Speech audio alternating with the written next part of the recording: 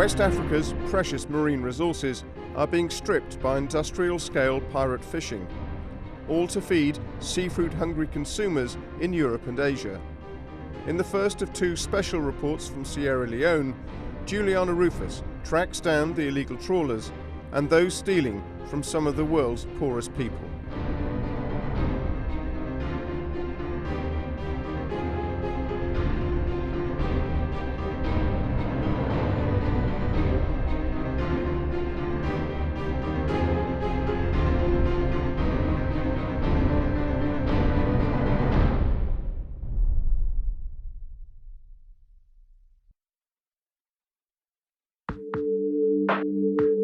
Sierra Leone is home to some of the most beautiful and untouched coastlines in the world.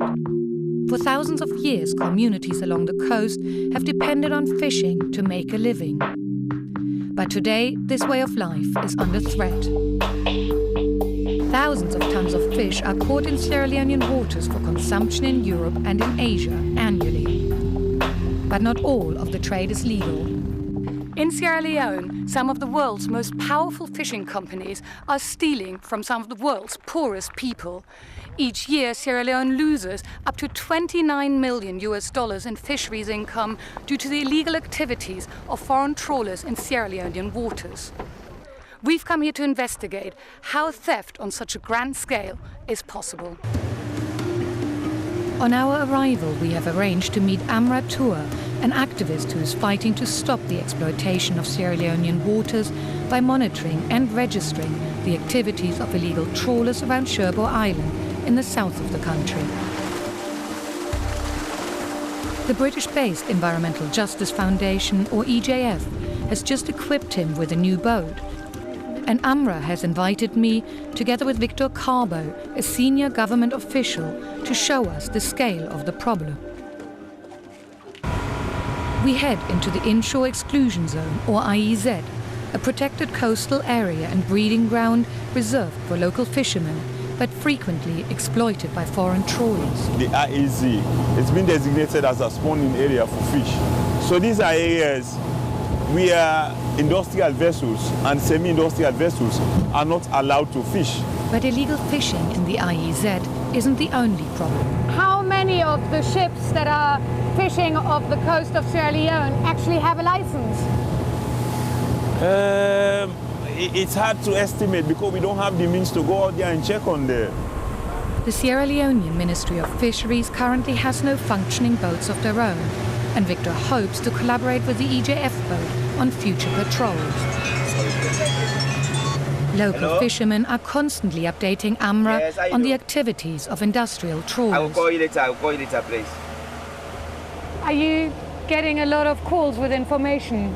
Yeah, about 4 o'clock last night, I got a call from Kaba. He is the one who is giving me good information about trawlers. That the trawler normally comes closer at night, fishing, do illegal fishing. Then in the morning, by 5, they pull out. The latest complaint has come in from the village of Bohoi. Amra takes us there so we can see the impact of industrial fishing on local communities. What happened? They have destroyed our materials, our fishing gears, hooks, nets. Even I'm one of the victims. This was the township of here.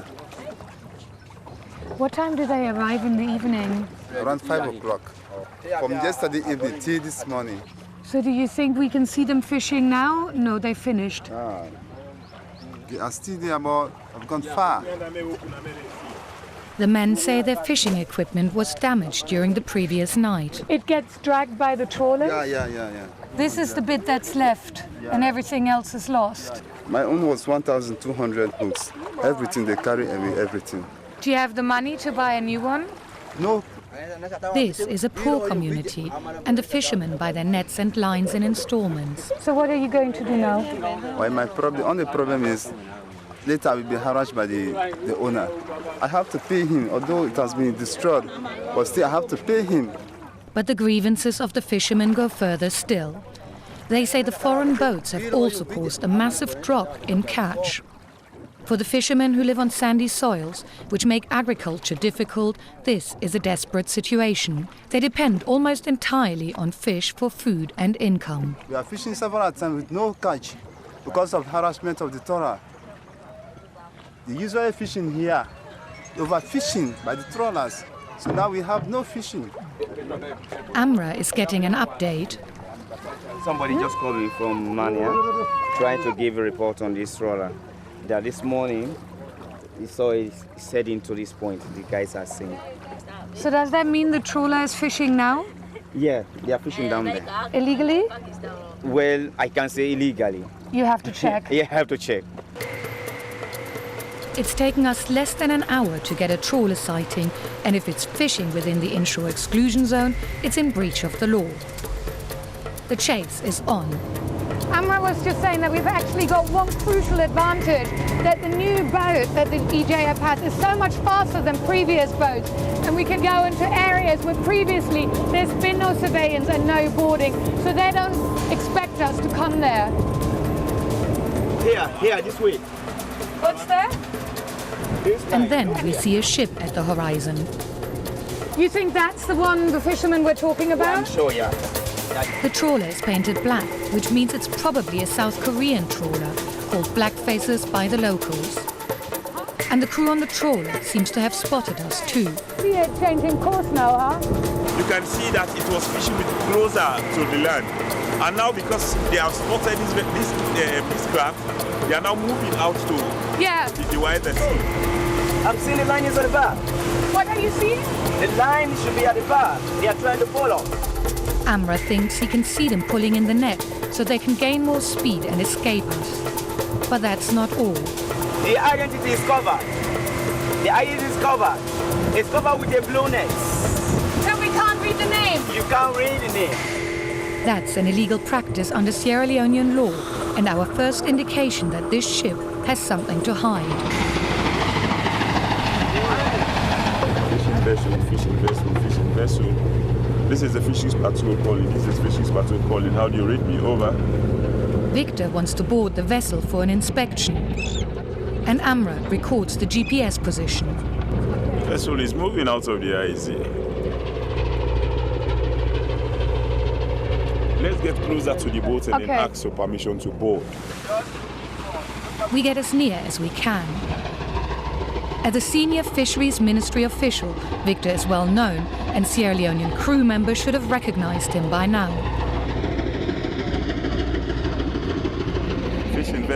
Refusing a boarding officer access is also in breach of Sierra Leonean law. Victor decides to change strategy. Take a snapshot of any of the fishermen on board, which would be an evidence that this was the boat.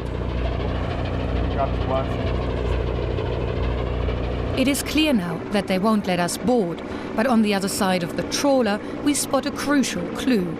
She painted the name and then covered it up with a net. More photographic evidence for us. They've covered up the markings, but we can still see quite clearly that the name is the Sea Queen. Another boat is at the back there. 2 boats. Another boat is there. Eagle-eyed Amra has spotted a second trawler.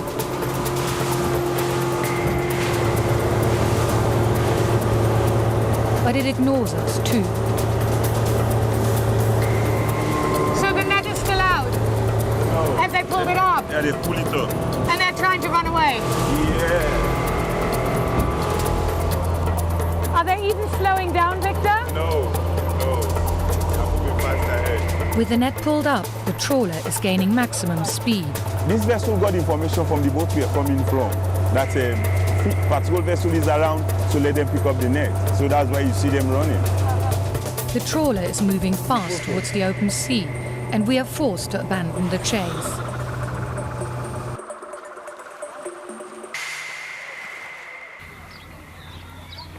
Once back on shore, we gather in the EJF office. Victor and Amra are trying to confirm whether the trawlers were really breaking the law by fishing inside the IEZ. Victor is plotting the coordinates on a naval chart. The position was 724, 40, 41 is the intersection. So, And that's for the first one that we saw? yeah, for the first one we saw. So it was bang in the Yes. middle of the exclusion zone? Yes. How did you get the coordinates? Is that from the GPS? Yeah, when we snap a good shot, look at the GPS coordinator, coordinating directly with the boat. But things are less clear for the second trawler. Actually, according to this position, right, it was outside of the IEZ. But looking at the direction it was coming from the IEZ, right, meaning it had an activity within the IEZ. How can you tell which ship it is without the markings? Well, it's a little bit difficult, right? But thank God we were able to take some snapshots of the crew on board, some of the crew on board. So we can use these pictures again to identify the crew and then try to match it up with the pictures we have.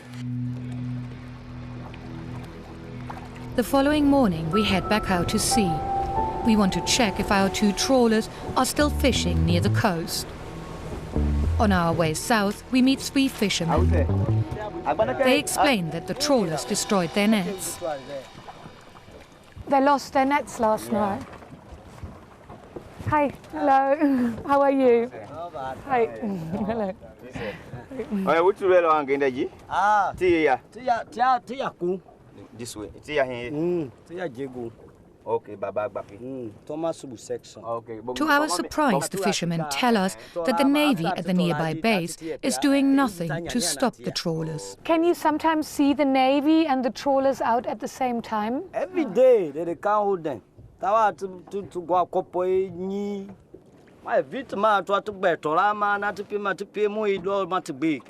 They explain the illegal trawlers and corrupt members of the Navy have an ongoing arrangement.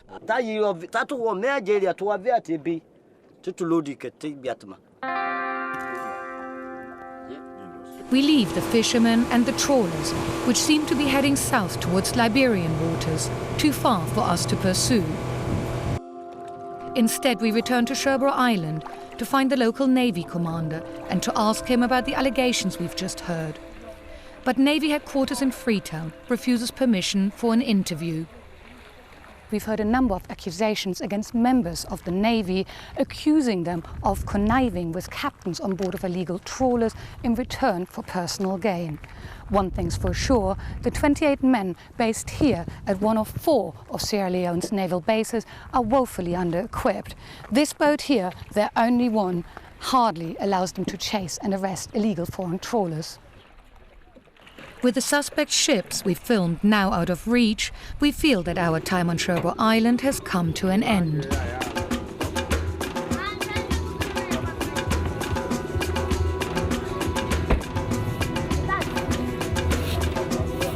The following day we arrive in Freetown.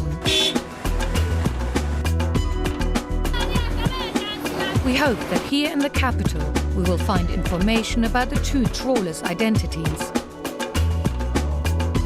We have arranged to meet Victor at the Joint Maritime Committee Operations Centre. And what's the JMC? Joint Maritime Committee. The JMC is a task force made up from the Fisheries Ministry, the Navy and the police to protect Sierra Leone's waters and to combat illegal fishing. Good morning. Under Sierra Leonean law, each fishing trawler is required to have a vessel monitoring system, or VMS. Victor's colleague George Corker explains how it can help track the ships we've seen. With the VMS, we can get the history for all these vessels. If I want to know about a particular vessel on a particular date, I can track it, and it can tell me the position, the time, and the date. George finds 3 vessels that were in the location around the time we spotted the illegal trawlers. He tries to get their precise position. Let's take our time to locate 5 Star here. 5 Star, of course, was not on the 21st. That was the reason why my colleague here, who was on that day, called the people who own the vessel. Although it is against the law, many trawlers turn their monitoring systems off, particularly if they are fishing illegally inside the exclusion zone. Aspari also, the 21st and 22nd, 23rd, Aspari was also off that particular day. Is it possible that there could have been any other vessels in that area that you didn't know about? We have some vessels, of course, that we are yet to install transponders on them. They just came in for license and they are on the high sea, they are fishing. Altogether, George has found 3 suspect South Korean trawlers who appear to have disabled their vessel monitoring systems. We leave the operations center equipped with their names: the 5-Star, the Apsari and the Kum Myong. Okay, let's go and see the minister. But when we contact the Director of Fisheries to hand over our evidence for an official investigation, we're told he can't meet with us because the Fisheries Minister is abroad. Victor gets called into the ministry to write a report. And we decide to launch an investigation of our own. Our filming down south has stirred up a real hornet's nest. Many of the shipping companies, and in particular the agents, are politically very well connected, and the investigators don't want to make the first move until the fishing minister has come back from a trip abroad. In the meantime, we've had word that one of the 3 suspect vessels is coming into town, so we've hired a speedboat from the local yacht club in order to be able to have a look at it.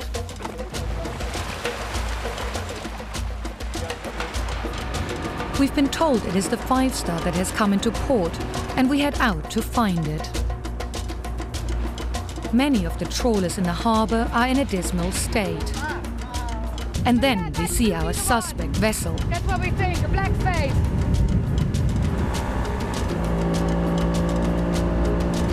And we want to see its name. This is the 5-Star. We've just seen its name, and we think that is the one that we filmed. Once more, we gather photographic evidence. But our filming has caught the attention of the authorities. Oh, the Navy's coming to us now, we think. Hello, sir. Yeah, I'm seeing this boat going around doing some photograph, but I'm not aware of such a mission. Because as the boarding officer for this area, whatever that is going on in this sea, I must be informed. What I want to know, do you have anything that permits you? Sure. We have a permission to film in Sierra Leone. Do you have it? Yeah, sure. You can see, this is my visa and it says filming.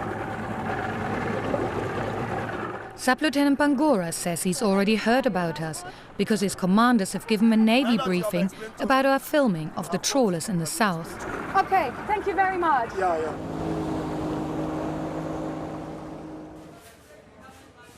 Back at the hotel, I compare the photos of the 5-Star with the images of our illegal trawlers.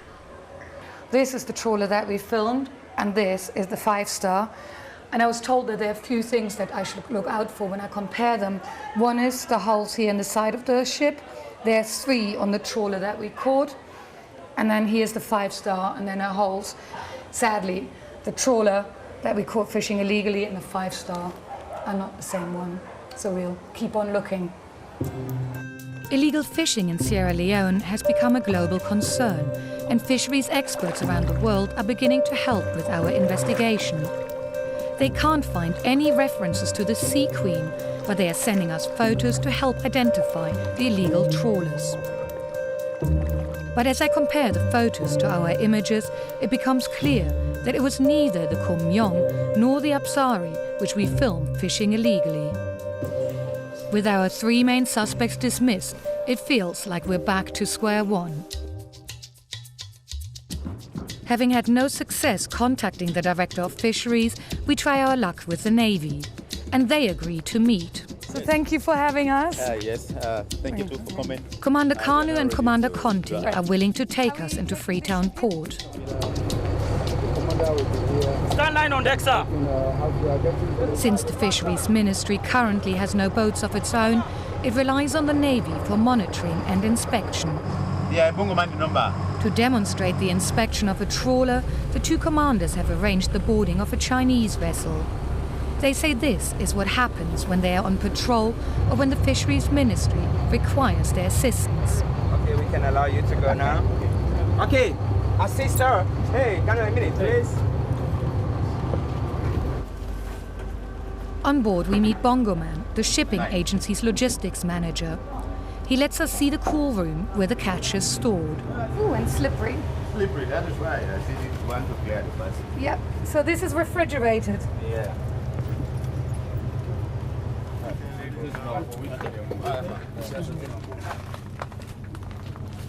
So what fish have you caught on this? This is shrimp. This is all shrimps? Yeah, shrimp. Where are they going to? Europe. They've got Spanish. Yeah. Why does it say origin China? Origin China, because the vessel is from China. It is a legal but unfair arrangement for many African countries that, like Sierra Leone, don't yet qualify to export to the European market. The country of origin on the boxes matches that of the fishing companies, in this case China. Only a small number, which is meaningless to the consumer, reveals that the catch comes from Sierra Leone.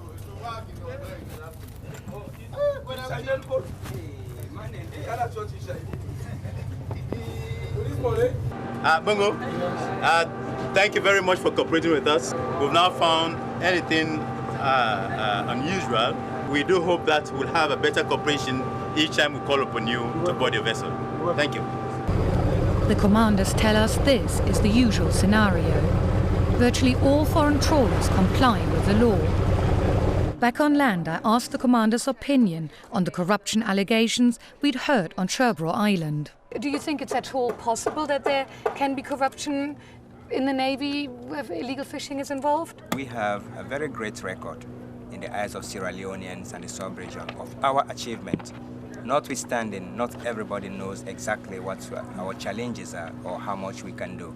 So somebody, because of ignorance, would assume that a Navy man is involved in a corrupt activity because he does not know the nature of our job. If they see a Navy boat goes to that vessel and comes back without bringing that vessel under detention, they will say, they have given them money.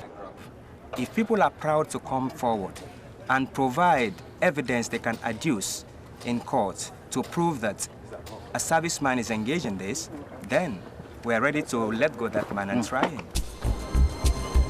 But our inquiries are taking us towards a different conclusion. Word has been getting around that we're asking difficult questions about what really happens out at sea, and a mid-level Navy insider wants to tell us his story about Navy corruption. He says fishing companies are paying so-called compensations or bribes for tip-offs on how to avoid Navy patrols. How much compensation can you get from the fishing companies? Well, all that is with the commanders. Even if you catch illegal boats, you the GM1, you want to say anything, they will prefer charge against you for being insubordination. Yes, they will say you are you are not disciplined. So, just because you're trying to do your job? Yes. I've been a victim. When I advised the officer, I said, officer, this boat is using the wrong nets. He preferred charge against me. He said, who are you to talk? I said, sorry, sir, I'm just saying what I've seen. He said, but at that time, he has link with the captain of the very boat. I was given 5 days extra duties. So the people in the Navy who profit from their business with the poachers are at the highest level? Yes, of course. Do the commanders ever share the money with some of the lower ranking members of the Navy just to keep them quiet? Yes, of course, they do that. How much do they give to each person? Well, the highest they can give you, 100,000. 100,000 lose. And whatever they give you, you should not say anything. You say anything, that's the end of you.